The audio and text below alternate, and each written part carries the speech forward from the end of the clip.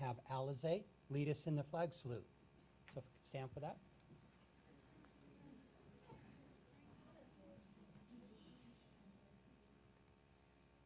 I pledge allegiance to the flag of the United States of America and to the republics for which it stands, one nation, under God, indivisible, with liberty and justice for all. Thank you so much.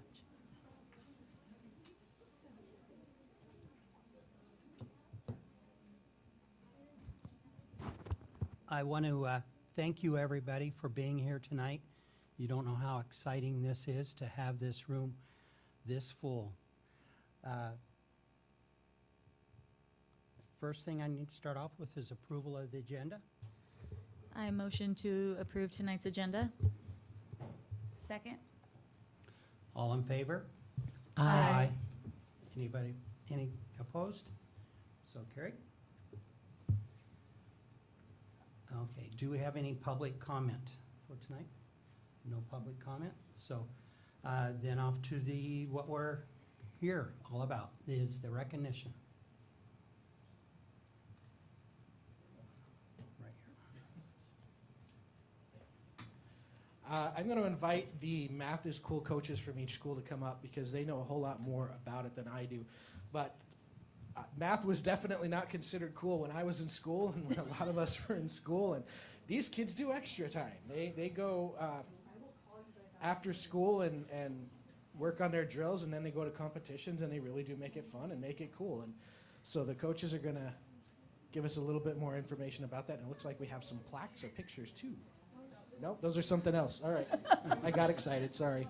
Who wants to go first? We'll just start on the line here. Okay, so I coached Hiawatha's 4th grade team, and it was an awesome turnout. We had 19 students decide to participate, and it is the first year that they have the opportunity to participate, and they get to go to Richland and see a larger academic community, and they get to use their skills for mental math, for an individual test, and then they participate in several team competitions. So not only do they have to be really well versed in their own math knowledge, but they also have to collaborate and come to one answer in teams of 4. I'm Joey Gardner, and I coach the 4th grade Ludokaga team, and Nikki did a great job explaining the competition. I'm Katie Schutte, and I did 5th grade for Hiawatha. This is my first year teaching or coaching Math is Cool. And my experience, I just loved watching the kids put in the time and seeing the teamwork and just the outcome of that, and they worked so hard, so I'm super proud. I'm Heather Ochoa, and I coach the 6th grade, and I just encourage all the students to turn out because it's just a life experience to see what's out there and what other kids can do and to challenge yourself. So I thank those 6th graders. I'm Brandy Bice. I was the 5th grade math school coach for Ludokaga. We had 10 students show up every Wednesday, willing to go. We even worked on it during class time when we could. They were very hard workers. We also have a group of 6th grade students who worked really hard. There was 10 kids in that group as well who went down. And then we also have a group who's actually going to Masters competition this weekend. So pretty exciting for them.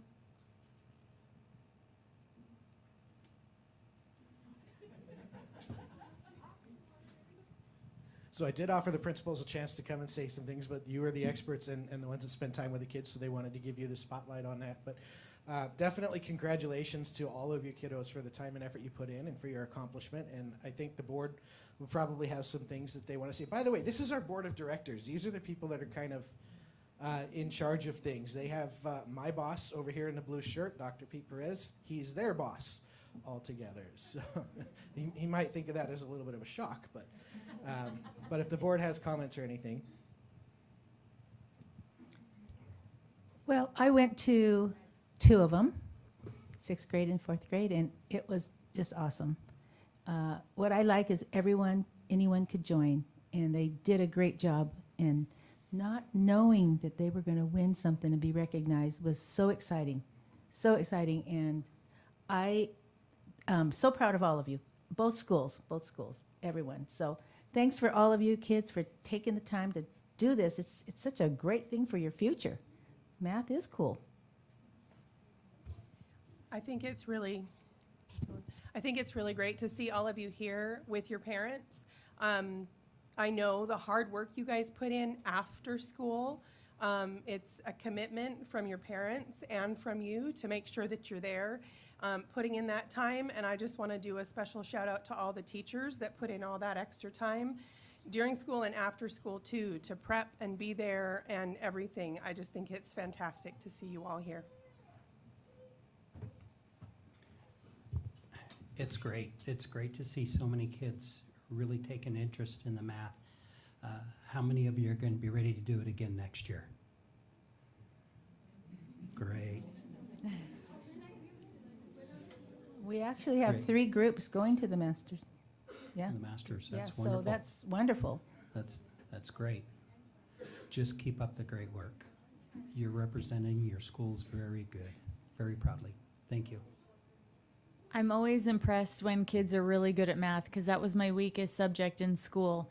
And my husband was really good at math and he did math as cool. And so it's always a joke when he says that, you know, that I can barely add.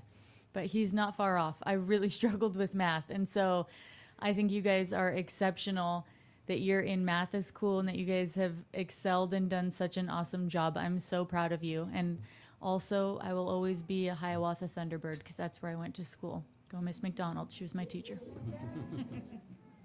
Ocho.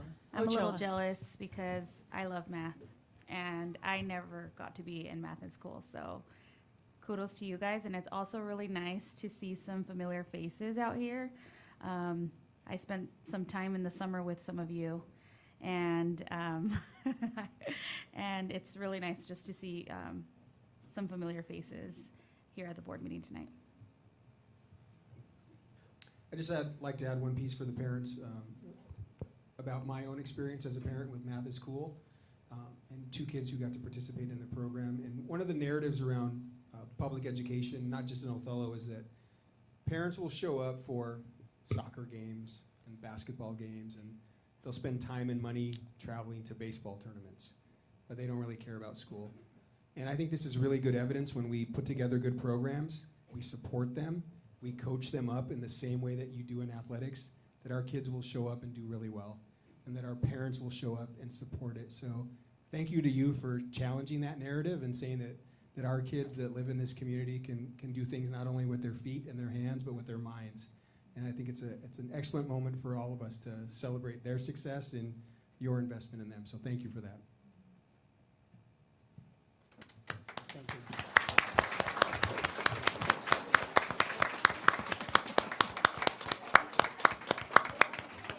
So really quick, before we let you go from here, we're going to try to get a picture of all of you with the board members. So we're going to have to rearrange a little bit. If we could get the 6th graders in the very back there in the middle.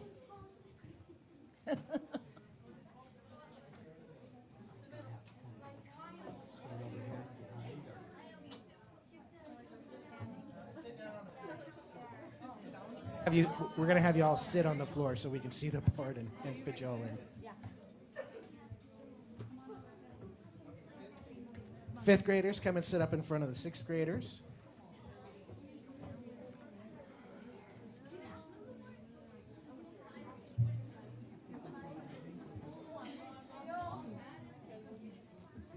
And coaches, do you want to come get in the picture too?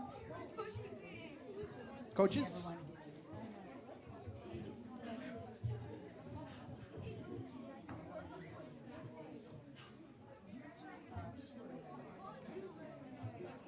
And 4th graders, if you could fill in this space right here, that'll work perfect. And then we'll see if we can fit everybody in. Where did Dr. Perez go? This way a little bit. That'll work.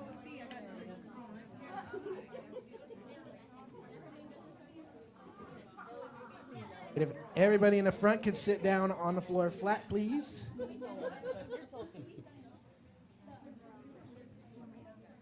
I got that. Wish I would have done my hair. Good.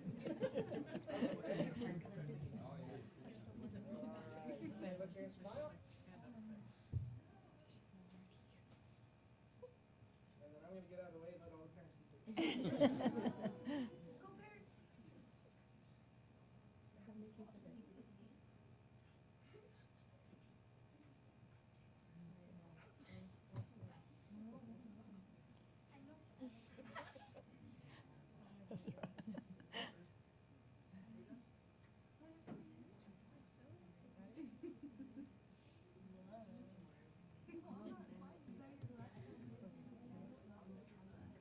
Okay, All right, good. that's good. Can we get a picture like from here, seeing all their parents, like from this perspective? And seeing the kids and all their parents. Hey, school board, can you encourage the middle school to keep the program going because it goes through high school? Does it? Yeah. Good to know. Wow. Is that every elementary school? We had 2 elementary schools that had people willing to come. So we only have like 2 elementary. This year, before COVID, we had all schools participating. Sorry. Kimberly did in high school, which is amazing. All right, one more picture from back here so we can see how nice and full the room is with all the parents and students. And kids, if you want to wave, that's fine. Okay. So thank you. You definitely don't have to stay for the whole meeting, although you're welcome to if you're brave and want to try.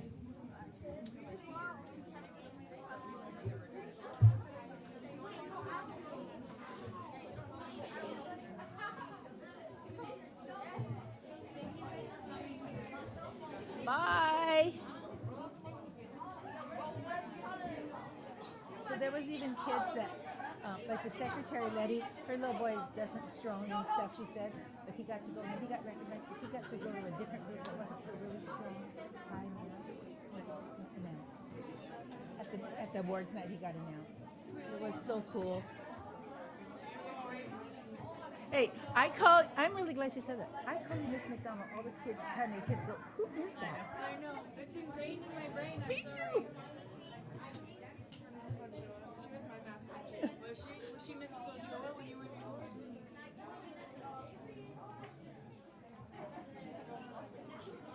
Mine too. I'm not good enough to be on the list. Oh, Kimberly's too, but.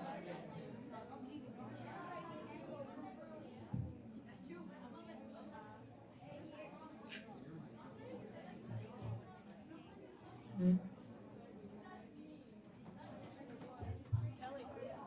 Is that Kelly's daughter? She's adorable. Kelly, you know, they were only 1 point from third. Their team was only 1 point from third. That 5th grade. The 5th graders were only 1 point from taking third instead of 4. Yeah.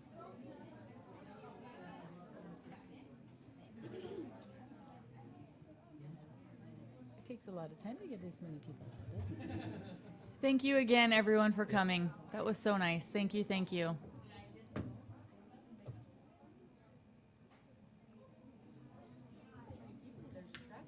Yeah. We'll give it a couple more minutes to clear the room.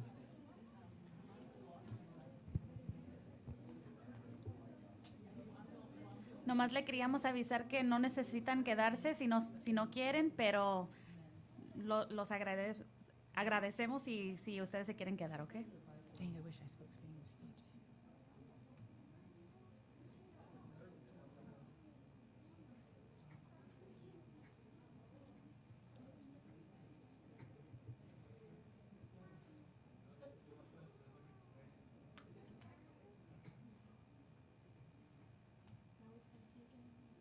I know.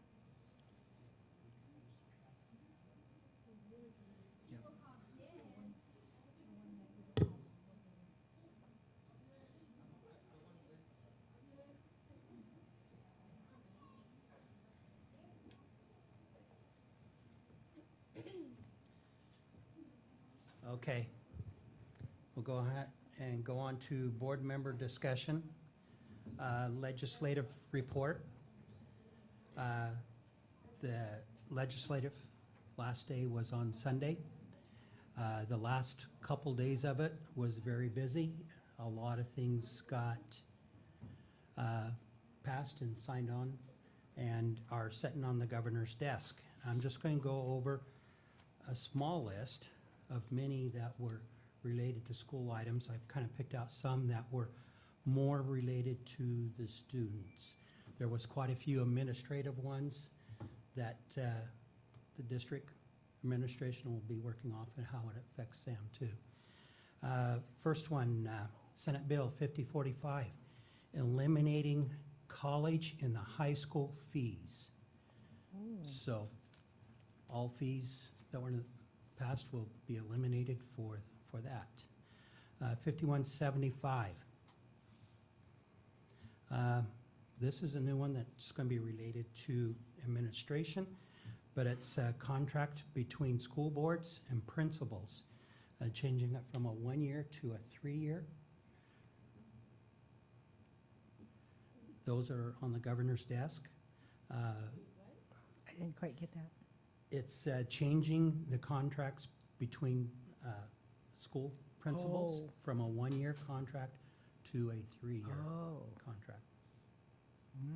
So I can provide some clarity around that. What I heard last Wednesday in the ESD superintendent meeting in Pasco was that an expectation that that bill has been amended many times over the last several weeks, that there was an expectation that it would pass with some language, which I haven't read the finalized language, but my understanding was the language would make it optional for districts to consider that.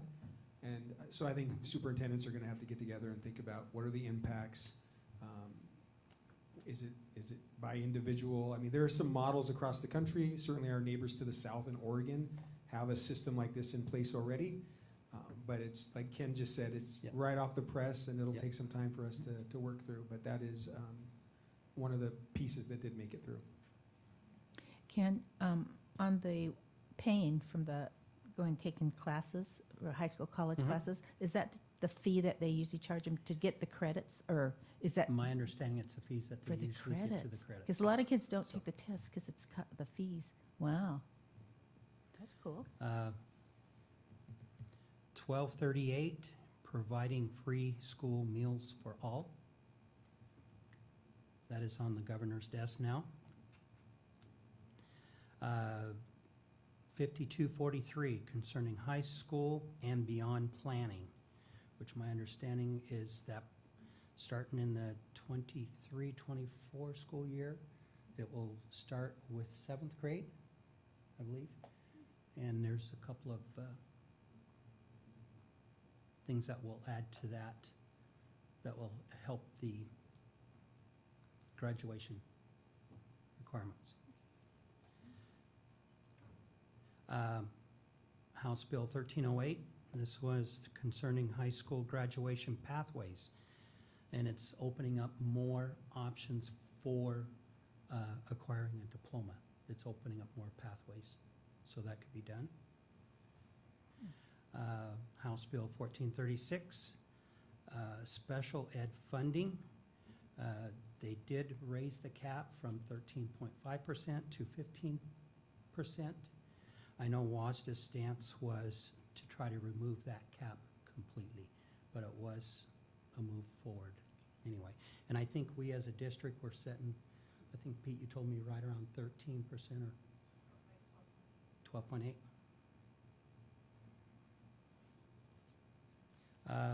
House Bill 1658, this one was signed by the governor already, authorizing public high school students to earn elective credits for paid work experience. And that will be starting with kids 16 or older in their work. So, and that will also be, the district will have to take a look at that and how that will work and how the credits will be applied to that.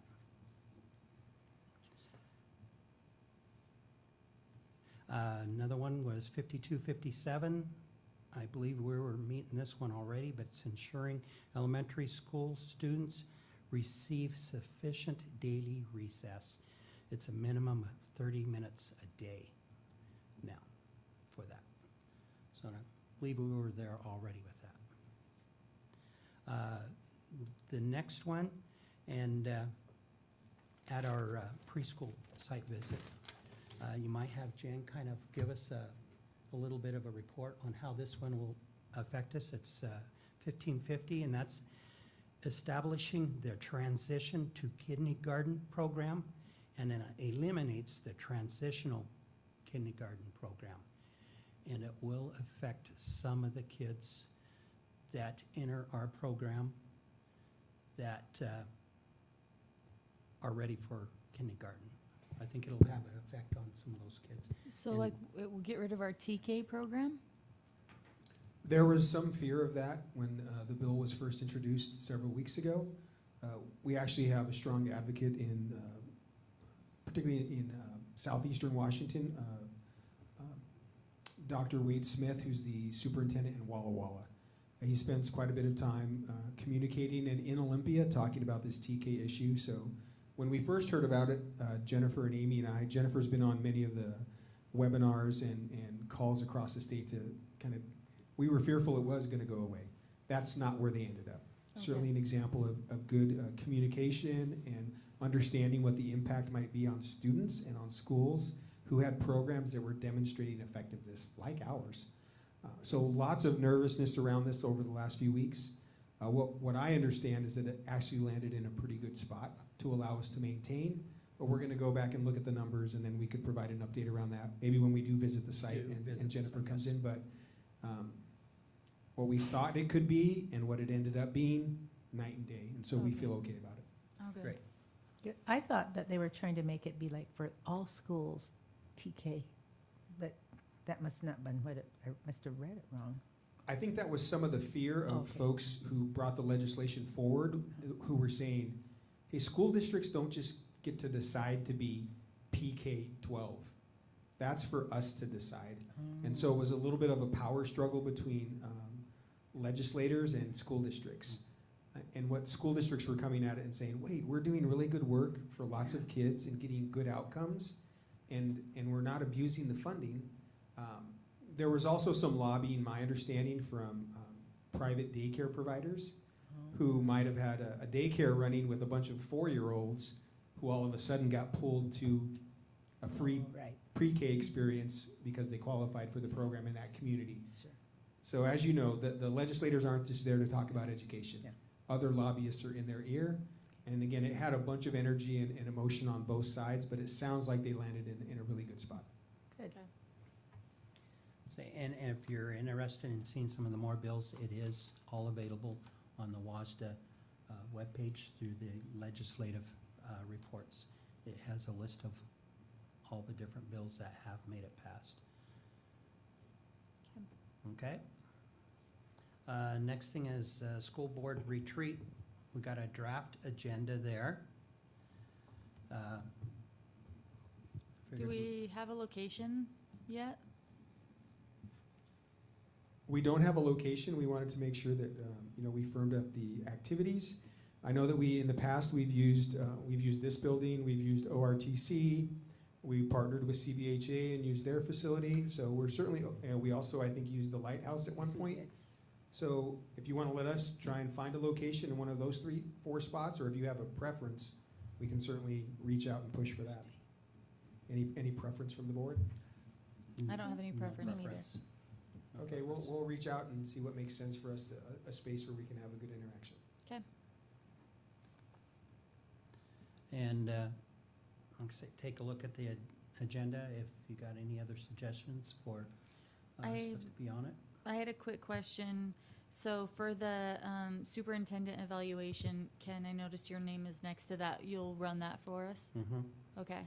Is there And anything we need to come ready with? I noticed that we also on our calendar have superintendent evaluation at the end of June. So maybe at the retreat, what we'll be looking at is what we want that evaluation to look like. And then do the follow-up one in June. Yeah, so and I think that's the conversation that Yep. Ken and I had several weeks ago. Sandy Hayes, who's been a board member for I think 14 years, 10 of those years have been in policy governance and about 4 or 5 in traditional governance. But she's trained by WASDA and has expertise in so she's going to present various models. Okay. We talked a little bit about the WASDA one, which we used last year, and then we saw that next chunk after the shared learning experience with Sandy, where we would have a conversation as a governance team. What's the format we're going to use? What do we agree upon? And then, like Ken said, follow up in June with the. So this would be us getting clarity about the form we're going to use and agreements we have and the goals we've set. And think about the transition we had from policy governance to traditional. I think we're at that key point with this one as well. Okay. And we put Ken's name there because he's going to lead that experience for all of us, but we'll all be in the room together. Okay. Okay. Of course, then we got the change of date for scholarship night, which is now May 18th. My understanding, there's a lot going on that night. So, and then we got the preschool site visit, May 9th.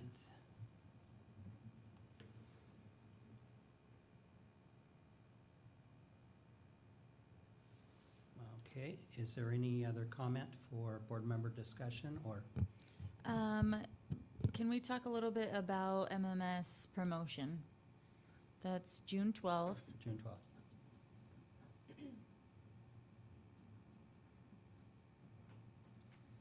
What time does that start? 10 a.m. 10 a.m.? Yeah, I know one of the changes we made this year was to go back to one session and one setting, so it'll be, probably 350 students, marching through that. So it'll feel a little bit like a pared down version of high school graduation, but at McFarland. And so we think it would be nice to have board members there to present the certificates to our students. Are there folks that are available that day? I could be available. Yes, I'm also available that day. I can also be available. I wonder what time you're going to start that. Are they having some speakers in the wards before that, do you think?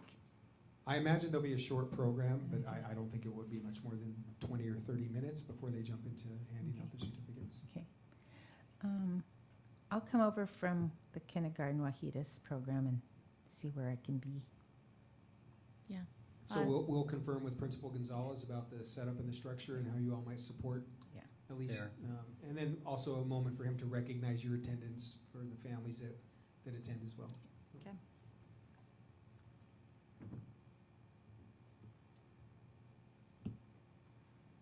Okay, any more discussion? We'll go on to student representative reports. Ooh, wait, can I ask one last Yes. question? Sorry, Ken. When does our new student rep start his position on the board? Do you know? June 8th? Yeah, we told him the first board meeting in June. Oh, okay. So we're going to want to have some sort of recognition for Gael as he moves out, and then June 12th, and then we'll connect with Sebastian and let him know that. I think we also asked that he attend a couple of board meetings to kind of get a flow for how the meetings run and operate. Okay, great, thank you.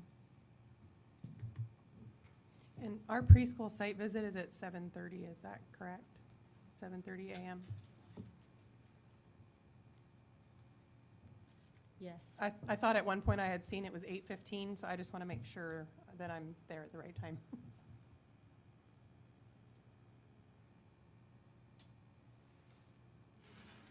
Yes, 7:30. Okay, student representative report now.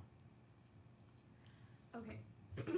So at OHS, we have new ASB council members, which is very exciting. Our president is Ruby Escamilla. This is her second year being president, and I think her third year being on the ASB council. And she's only a junior, so she's been in it all throughout high school. Wow. Vice president is Riley Rodriguez. He's also the class of 2025 class president, so he's all over the place. Our secretary is Riley Farman. Treasurer is Anna Rojas. Publicity manager is Sarah Hernandez, and assistant publicity manager is Mason Perez. We've also had FBLA State last weekend. We had like 7 people who placed at state, including Matthew Perez, Cesar B., Leslie Pineda, Ruby Escamilla, Jerry Alvarado, Stephen Carmona, and Melissa Sanchez.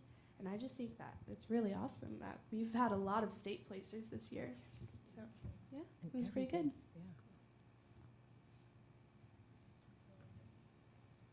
Thank you, Jane.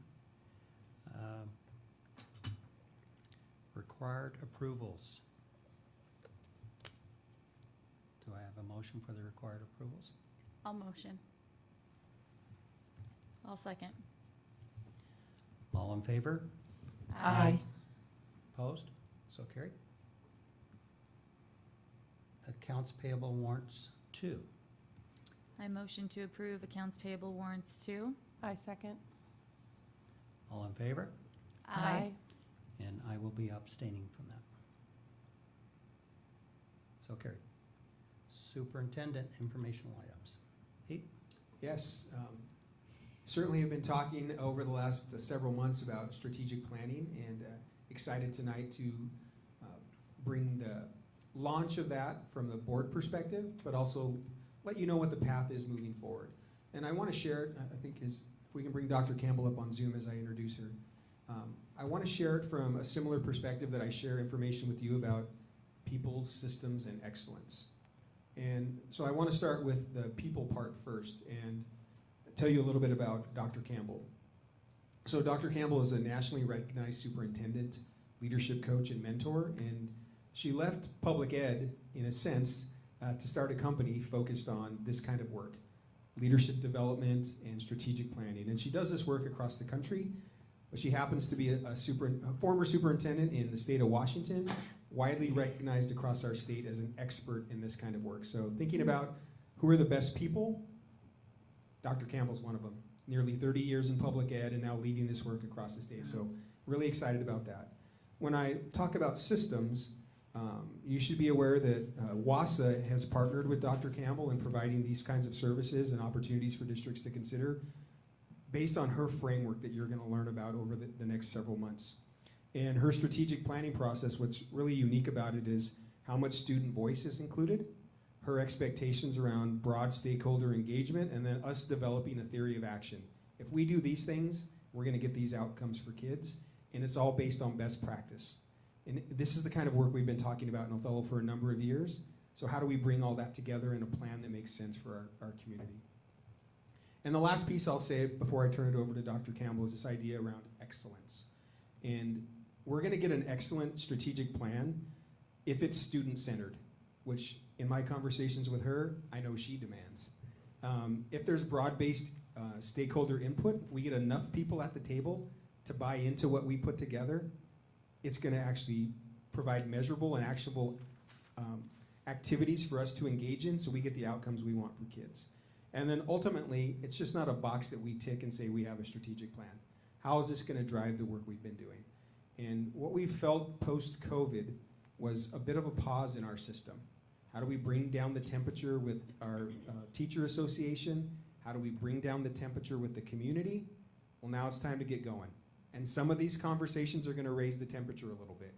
And in those kinds of settings, it can be helpful for someone from the outside. And so even though Dr. Campbell has expertise and knowledge as an insider, she's an outsider helping us facilitate these conversations because some of them will be challenging if we focus on students and not adults. And so we're so excited that she's available and willing to partner with us. And we're excited that she's here tonight to introduce that process to you. So we'll turn it over to Dr. Campbell. Thank you so much. Good evening, board members, Superintendent Perez. I'm excited to meet with you virtually, and knowing that the team and I will be on the ground. Joining me tonight is Cassie Swenson. She's does a lot of work with communications as well as logistics and planning. Cassie and I have actually worked together in 3 other districts. She was chief of staff and chief of communications in Federal Way. We worked together in Renton, and we worked together in Spokane Public Schools. And so we're a team, and I'm looking forward to giving you an outline of our process. And then at the end, opening it up for questions from the board.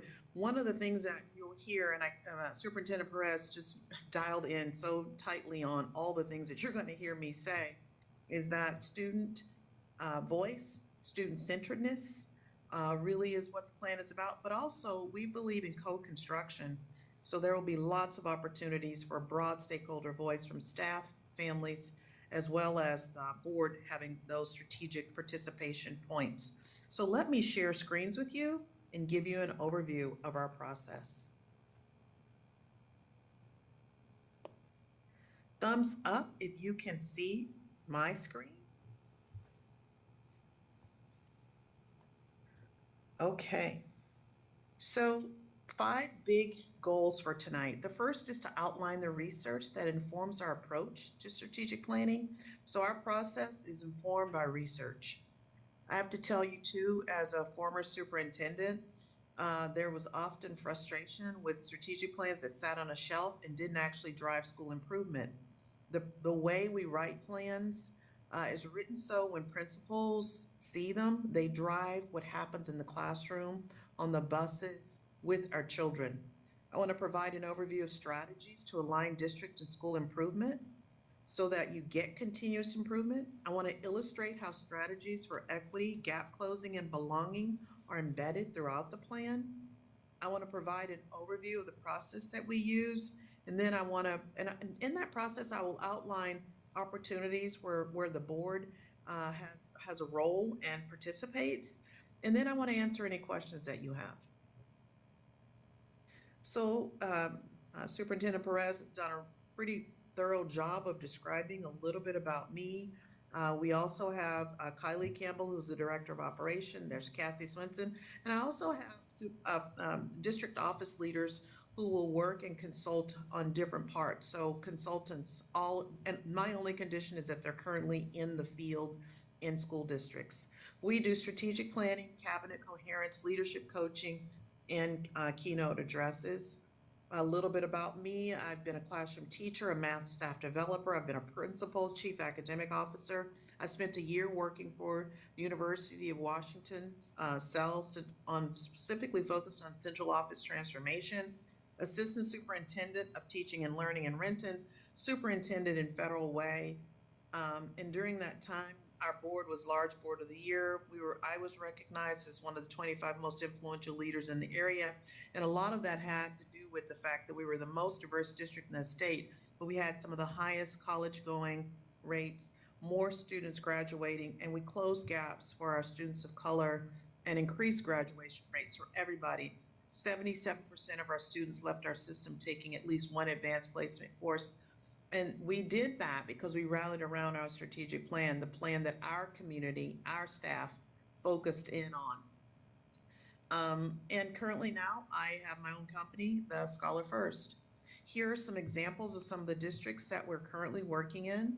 I'm not strategic planning in all of these districts, but I am strategic planning in Beaverton, Oregon, in their district. East Valley, Spokane, West Valley, Spokane. I just finished Beaverton's. I also finished this strategic plan in a district in South Carolina. So you can see we've got large and small district experience. And then I'm doing some work for the Gates Foundation and for OSPI. I've been coaching that OSPI central office team for the last year on theory of action and how to really align their actions. I put some testimonials here. One is from Chris Reckdahl in terms of how his team has gotten on the same page because of the theory of action work. This next quote is from Nick Bergman, and I know that his board president talks very highly about the process that we use, and they feel like they're a year in of implementation and how things are aligned and the schools are really following.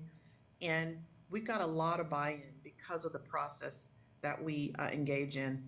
And then this last quote is from a district in Wyoming, Michigan, where they're just completing their strategic plan. It's a district about your size. So large, small districts, and we really hold ourselves accountable for creating processes that are not just like rubber stamped or documents that no one will ever look at again. They should really drive the improvement efforts in your system. Some of our guiding principles, and I will restate these often. We want to inspire the next iteration of improvement. We want this to be done with the district, not to or for the district. We start out with processes where we listen to students, and we listen to students throughout. It's anchored in scholar voice or student voice. We wanted to involve co-construction, meaning we have committees coming together, co-constructing some of your products. We don't give folks sort of language to use. The districts create it. That way it's going to be implemented because people will feel a strong sense of ownership. Your goals will be student-centered goals. Research and evidence-based practice will drive what we do. And we make sure we have a step in place where we focus on how the central office is going to organize itself to lead the plan, and that's the theory of action work. I'm going to share just a few examples of some of the research. One of them is around the impact of a teacher. And this particular research talks about the best teachers, without even using special strategies, can achieve an effect size of about a 0.4. And the reason I shared this with you, and I'll share it with the committee, is that the strategies that we generate should be aimed at supporting teachers because they make a big difference. Another research article or excerpt that I share is about principals. This particular study talks about the magnitude of a principal's impact. So if an elementary teacher can impact 21 students, a highly effective principal can impact in a positive way 483 students. Why do I share that?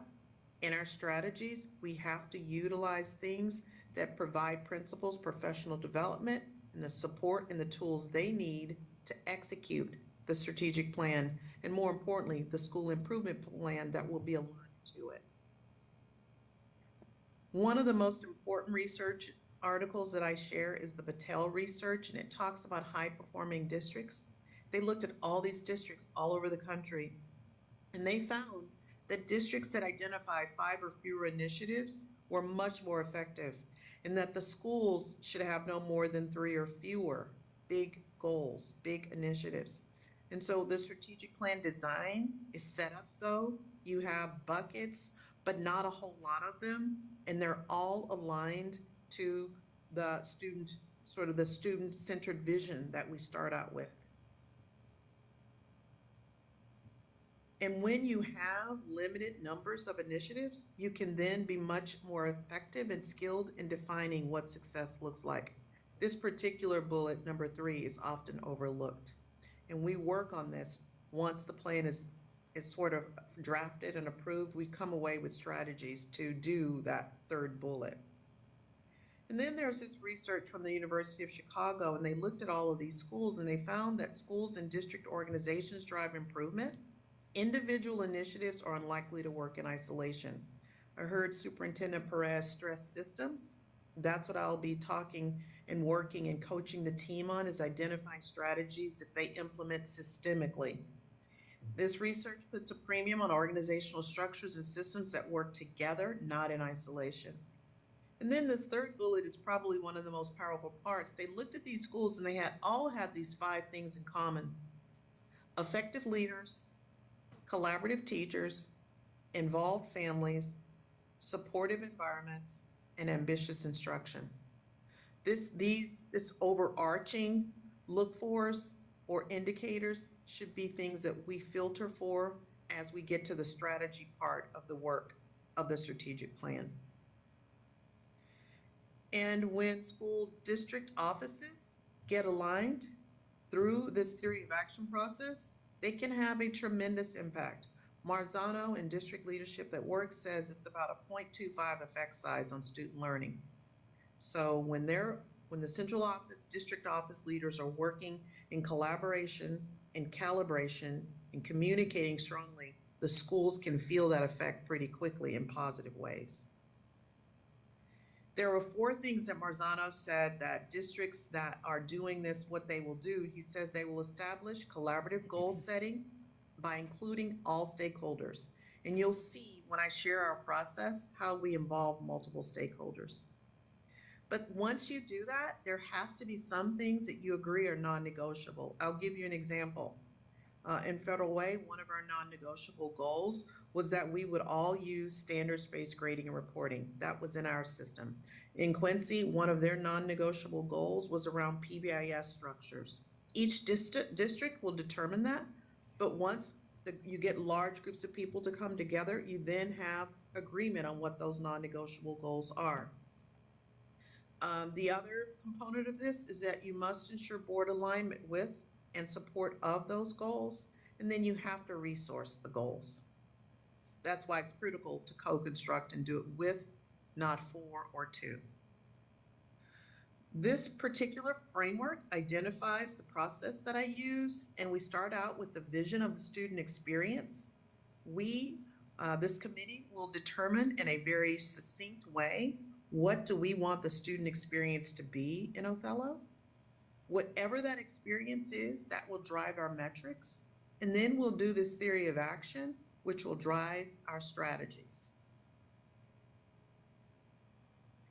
And why do we do that? If you don't do that theory of action step, often what can happen, you can get to misalignment. And when things are misaligned, this is what we hear all over the country. And when we start out with districts, there are too many initiatives. The right hand doesn't know what the left hand is doing. There's a lack of focus. Each school is working in their own silo. And our process is designed to get more people saying we have fewer goals, we have a greater focus, we have more alignment. Students are at the center of our goals. We can better collaborate with each other and across schools, and we're moving in the same direction. Those are the kinds of statements we get post-strategic planning. All of this leads to something called coherence. And when things are coherent, they're connected and they're consistent versus disconnected and inconsistent. So I'll walk you through our phases. There are 4 of them. And right now we're in the phase 1, creating the ideal conditions.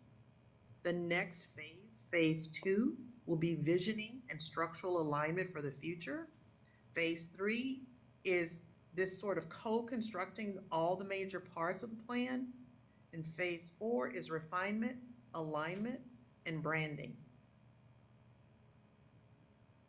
So the first thing we always do is what we're doing right now with you. We meet with the board to give the board an overview of the process. In a future session, you will provide input for us on the mission statement. And then we outline several checkpoints during the process for board updates. Here are the teams that will be involved in the process. We will have a district planning team, which is a small group of people who will actually do the writing. I'm sorry, this district planning team is even smaller. They plan and help us to work out our logistics and calendaring. The district leadership team is the group that will actually do the writing and of the mission statement, of just different products. You need a smaller group because if you have a group that's too large, they won't be able to do that. We'll have a core planning team, which will be comprised of students, community, families, central office, staff. The instructional planning team will be a group of about, in the district our size in Quincy, I think we had about 80 teachers and principals who will meet for 2 to 3 times.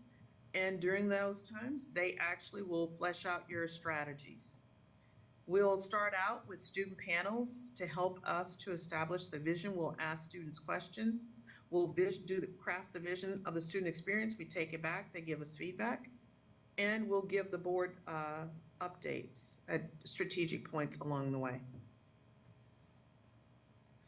We measure and monitor our milestones using this particular framework. These are all the things that we do, and every time we meet with our major committees, we give them a progress check.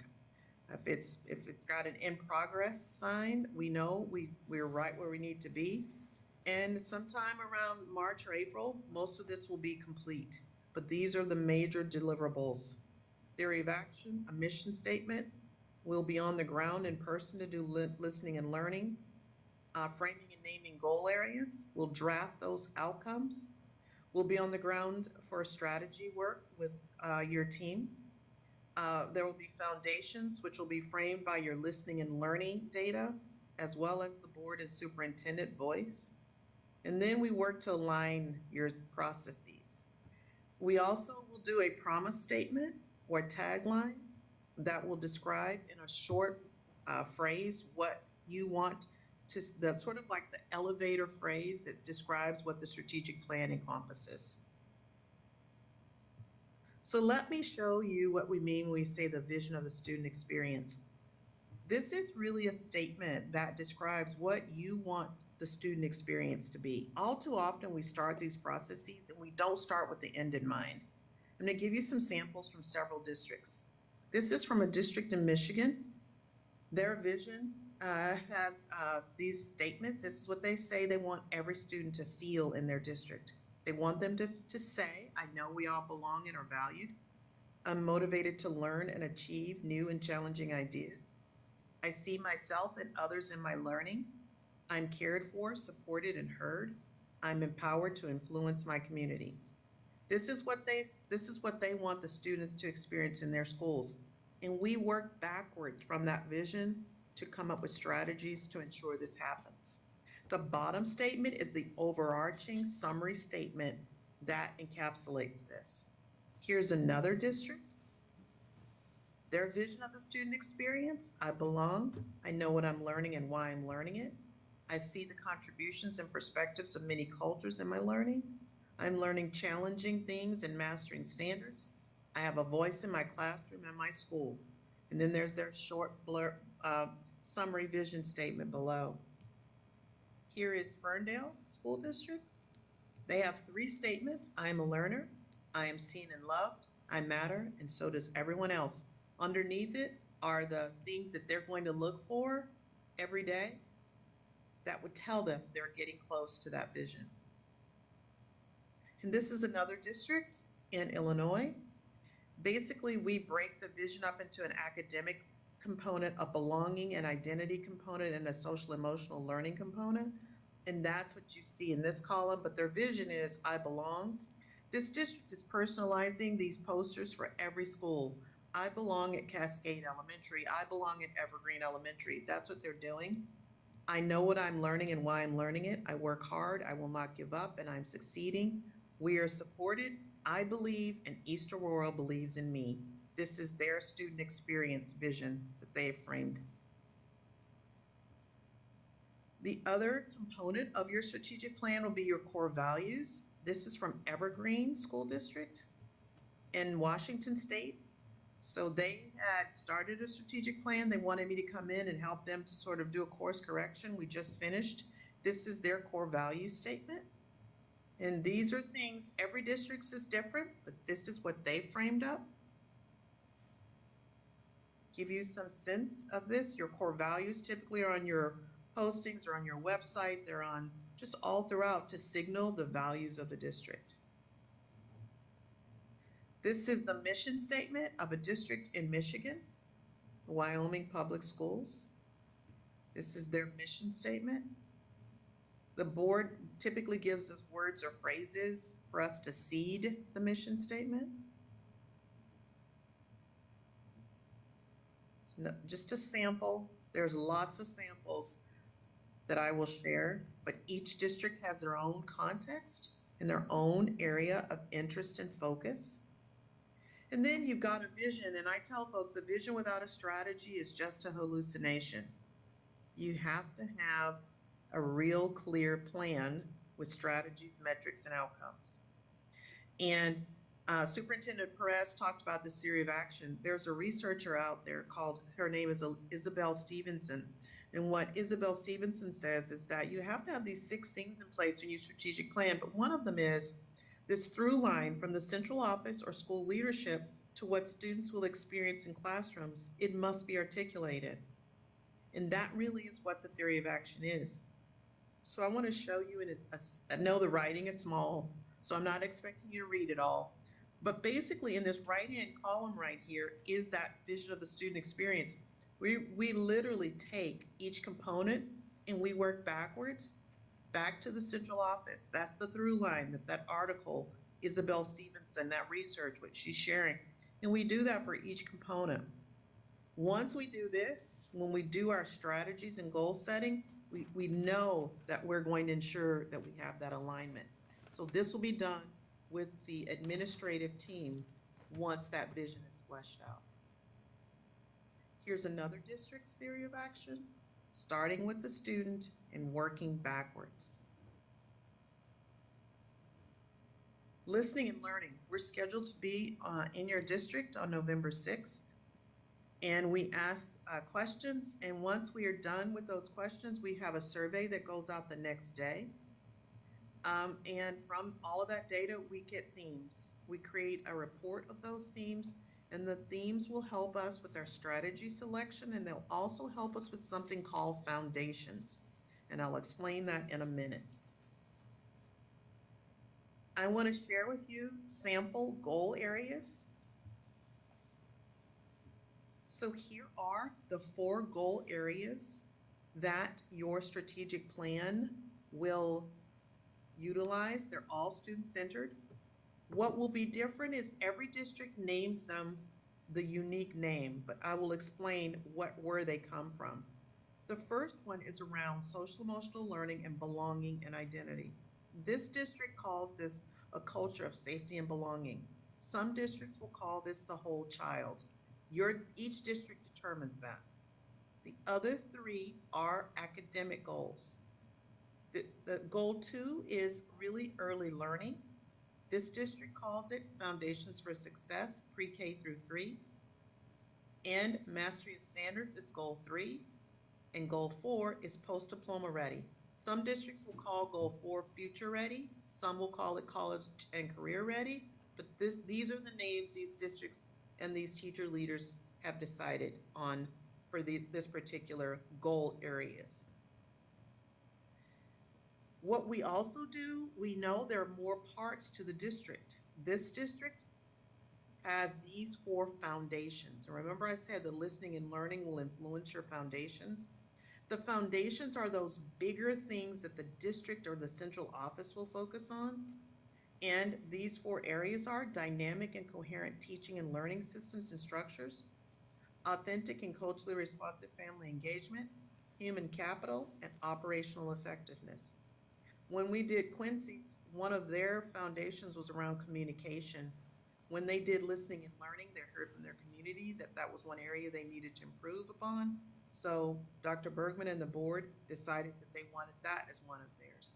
We'll know more about this once we do listening and learning and once we get engaged. I just want you to see a sample of what one district has identified. Once the strategic plan is done, when schools begin to implement it, my strong recommendation is that all the schools have goal 1 as an area of focus. A culture of safety and belonging, or a culture of safety, or a culture of the whole child, whatever you call that first one. Goal 1, everyone has that goal. But remember the research from Patel, schools shouldn't have more than 3 goals. They will have an additional goal area. High schools will have goal 1 and goal 4. Elementary schools will have goal 1 and goal 2, or goal 1 and goal 3. And middle schools will have goal 1 and goal 3. So 2 goals that they have, and they keep those goals for several years. What will change are the strategies, and I'll show you in a minute what I mean by the strategies. This is the sort of the architecture of the strategic plan. The thing about this particular strategic plan, and when I was talking to Dr. Bergman, he says everybody, because they're doing updates, they're at the point now they're doing updates to the board, and he said the schools don't have to sort of contrive their school improvement plan to align to the strategic plan. It's so student-centered, it's driving the improvement in our schools. This is Quincy's. Their culture of safety and belonging, you can see that here. Their early learning one, they call Start Strong. And they have another one called Rigorous and Relevant Learning Experiences. What I want to call your attention to is the 3rd column. After the naming of your goal area happens, we have a team that will determine outcomes. Before you determine metrics, you need to know what the outcomes are.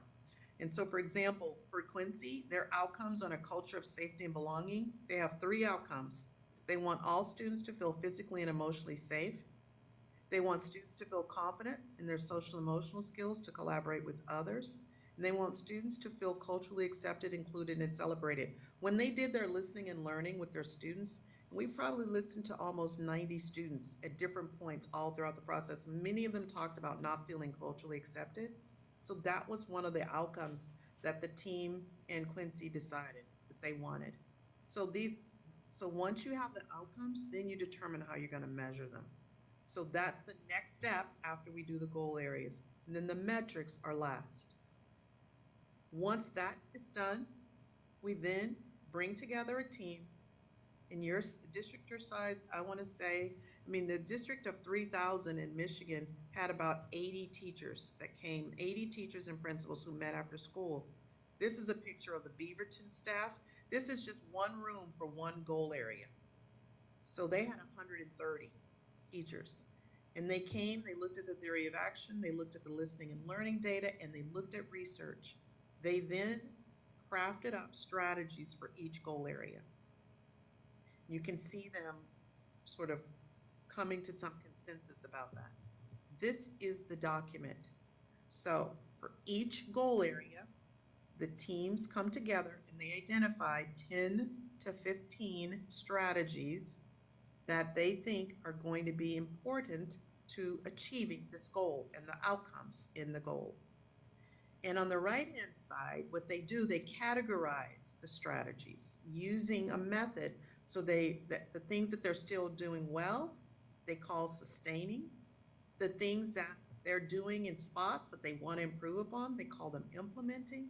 And then the things they want to add that's new in the research, it's new and developing. That way, you don't just throw out everything that you're doing that's working, but you definitely want to have some new and developing strategies. And so I'm just showing you samples of the strategic plans we're working on right now. You can see the S for sustaining strategies. You can see the I for implementing, and the N for new and developing, a nice balance of strategies. And then building or district, that's what the B and the D stands for. This means these are district level initiative things, and building means things that actually happen at the actual school level. Here's one again. There's some things they want to continue. There's some things they're doing in spots they want to spread across schools. There are things they want to test out. So we categorize those strategies so that it's not about just totally starting over, but you build on what you're currently doing and really get ready for the next iteration of improvement. Foundations. This one is from Quincy. Foundations are separated from those goals. These are the things of bigger initiatives that the district and central office are focused on. Family partnerships is one of theirs. Communication is one. Teaching and learning, district operation, and resource stewardship. The team here in Othello will determine what your foundations are. You will determine that. And then one of the last things that we do is a promise statement, where we take your committee, your large core planning team is what we call them. They will draft up 5 to 6 sample statements. We send those statements to students, staff, and families. They vote on it, and then they select the one. I'm going to share with you 3 of them from this to give you an example of what I mean by promise statements. In Federal Way, our promise statement was each scholar, a voice, a dream, a bright future. Quincy, successful students today, bright futures tomorrow. And in Beaverton, belong, believe, achieve. Those are the 3 samples. You'll come up with your own.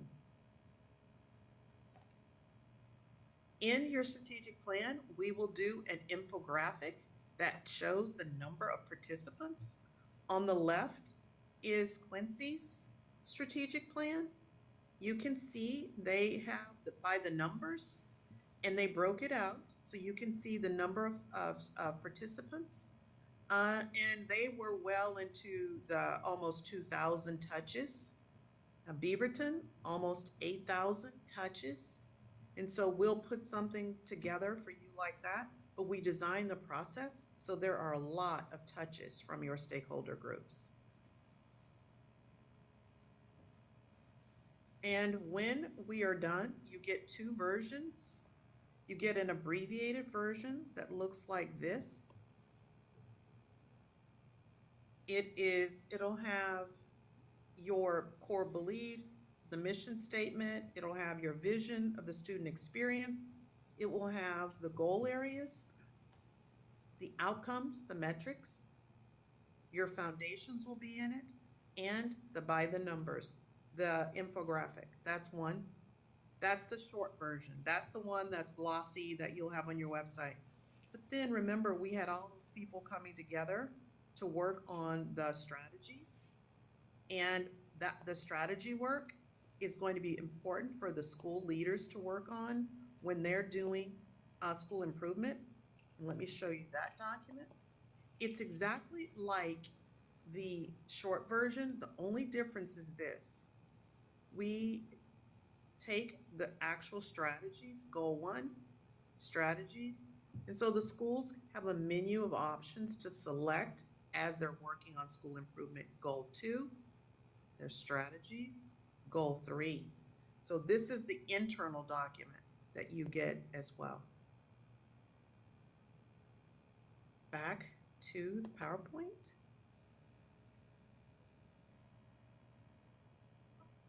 So from a board standpoint, one of the most important things is that right out of the gate before we start is that you understand the strategic planning process, that you seed the mission statement, that you will provide the strategic time input that will be considered for the district foundations.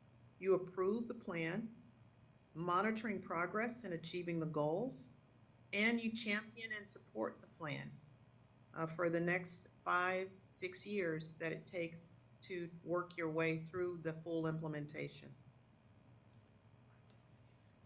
So that's the process, and hopefully I went slow enough where you got a good sample and a taste. I want to open this up for questions.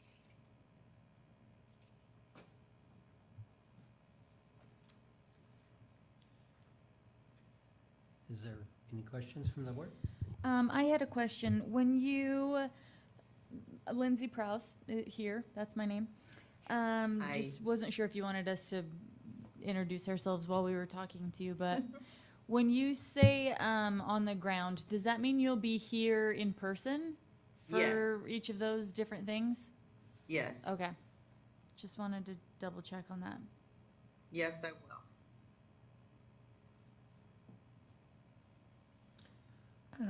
Sharon Schutte.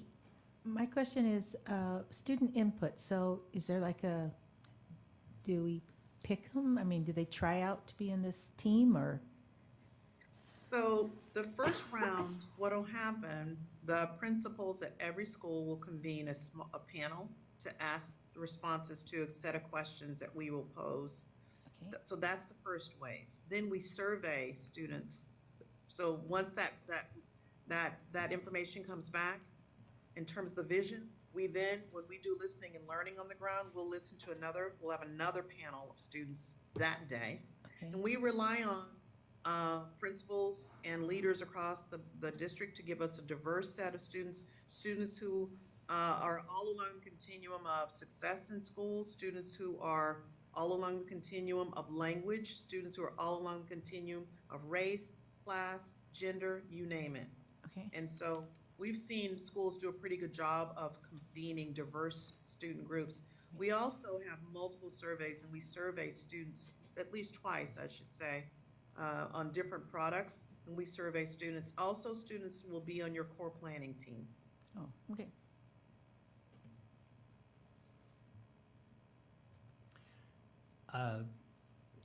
Board member Ken Johnson. I really don't have any questions, just comments.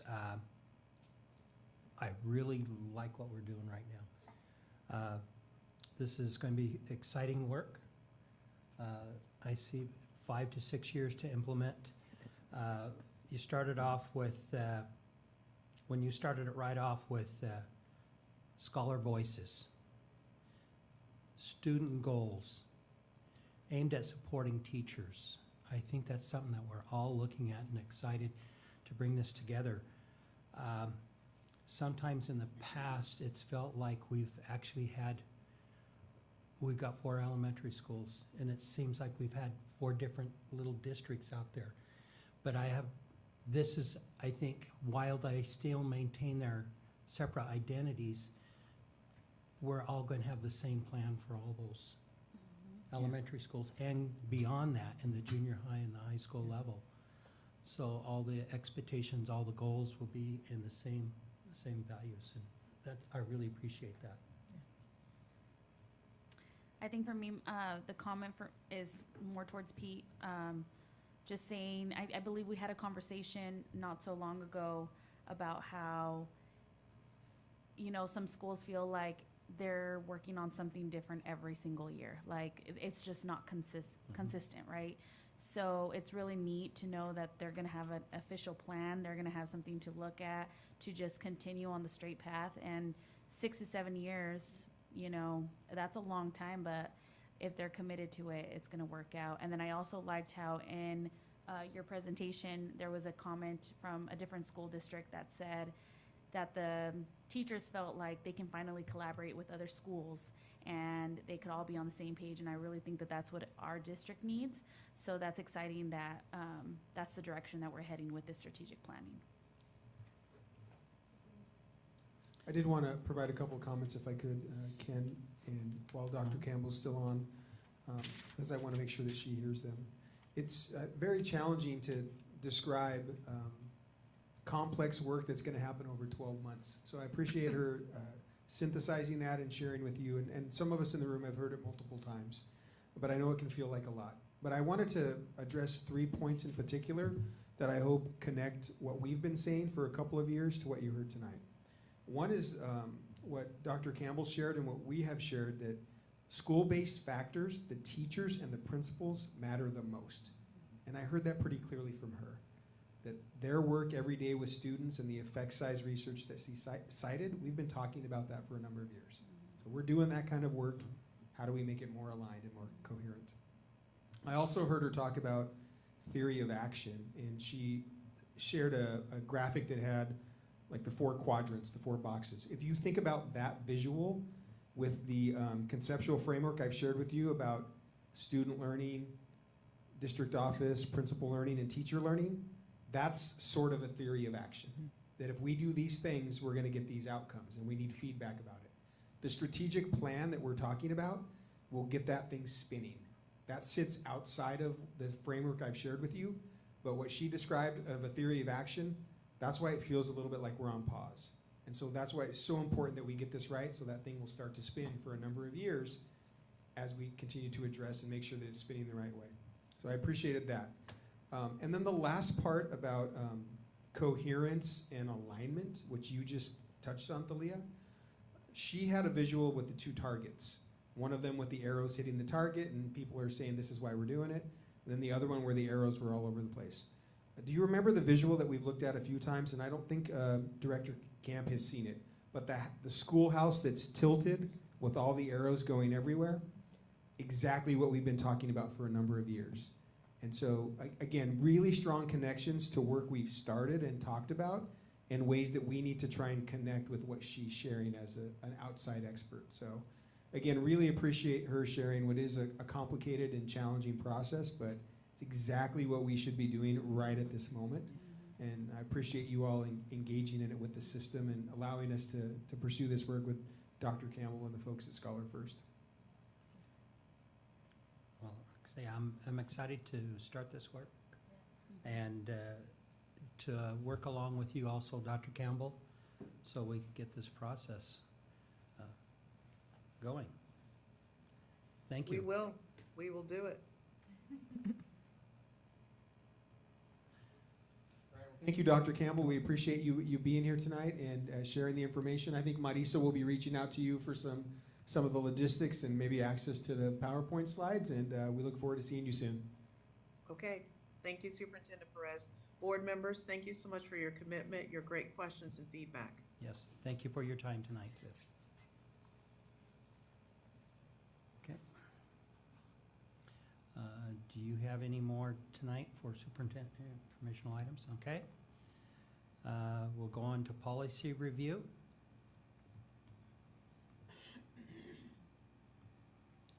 Again, take a chance to read a few of those. I believe there's a few new policies in that policy review too that were district wrote.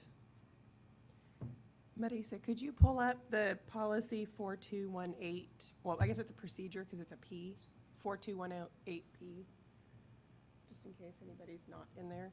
So when I was reading through these policies, it seems like a lot of the language questions are to include, excuse me, family units instead of just parents, to be more inclusive and understanding that we have a lot of students in our district that have other guardians besides parents. So there's a lot of language changes in these that are for that. If you look at letter C, number 3.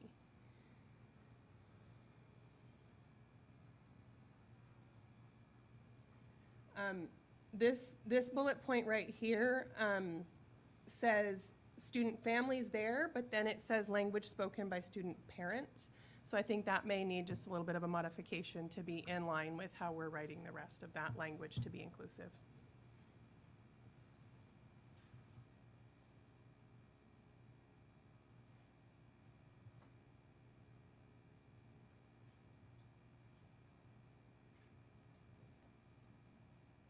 Okay.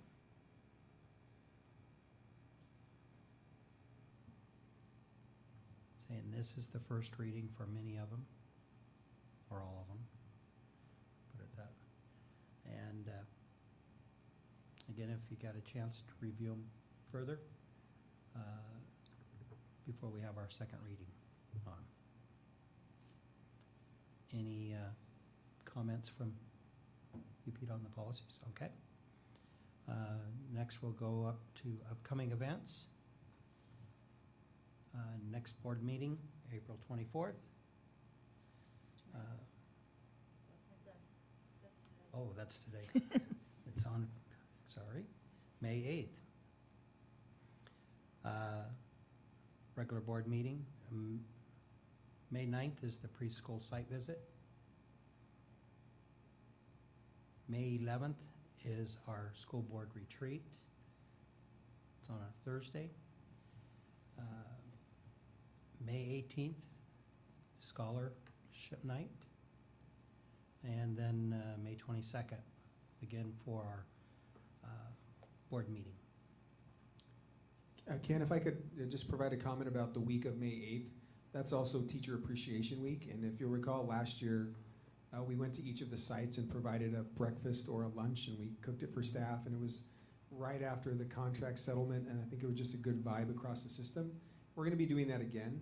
We sent out a list to our principals and to our central office staff and some of our other district leaders to help cook lunch for each of the schools. And we're going to create 2 teams, and we'll be at 8 different sites every day except Thursday when you'll be at the retreat. We won't be out there either. But we'll get you that information, and if you just want to attend and come eat lunch with them or help serve or cook, we'll get you that information as well. But that will be a really busy week and a good opportunity for us to provide a meal and to break bread with everyone across the system. Great, thank you for doing that again this year. I have a request before concerning upcoming events for the month of May. I know it's an insane time for the district and everybody and board members as we get ready to close out the school year. If we happen to have a meeting that we need to do different than our regular board meeting, could we perhaps do it after the board meeting? Like tonight's the last time I can do a 6 p.m. until after May is over. That's just a logistic thing, just in case, because we all have kids playing spring sports. Anyway, they call it Maycember for a reason. This month is insane. This coming month, so yeah. Okay. Any more upcoming events that need to be brought up? Okay, board self-assessment of the meeting. I loved having the Math is Cool kids here. That was so great. I don't think we've ever had that many people in this room. And I love celebrating kids and hearing about their achievements. So that was a major highlight. And the start, and just the flag salute was just Yeah. echoing. It was so great. Yep. It was good to see the number of parents that were Yes. supporting their kids. We have such a good community. I really enjoyed the presentation on the strategic plan. I'm new to all of this, and I think that it's amazing that we are going to be trying to take a systems view.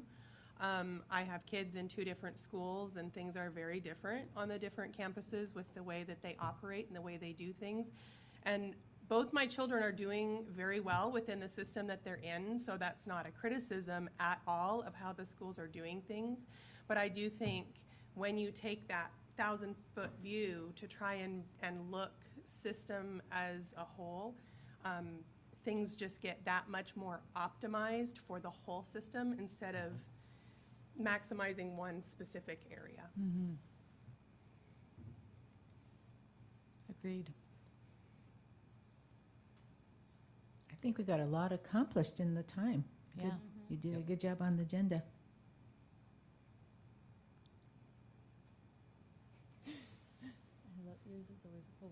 I think one for a Delta is, this is the first time I've seen it, our boardroom wasn't big enough to handle. Yeah. We might need to move our board meetings to like a gymnasium or something. Jokes. But it's that student recognition, which is absolutely great. And if all 4 schools go next year to Mathis School, woo. Yeah.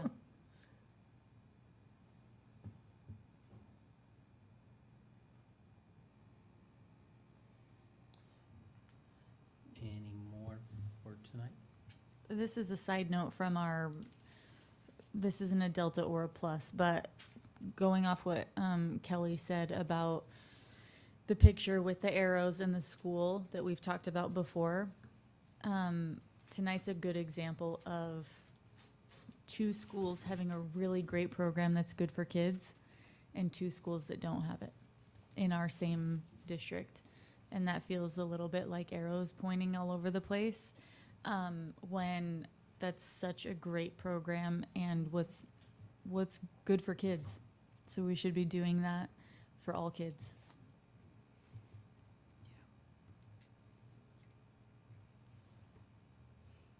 That's all I got. Okay. With no more, at this time, the board will recess into executive session for 30 minutes to discuss the sale or lease of real estate and the performance of a public employee. No action will be taken following the executive session. We'll take a 3-minute break and meet back in Pete's office.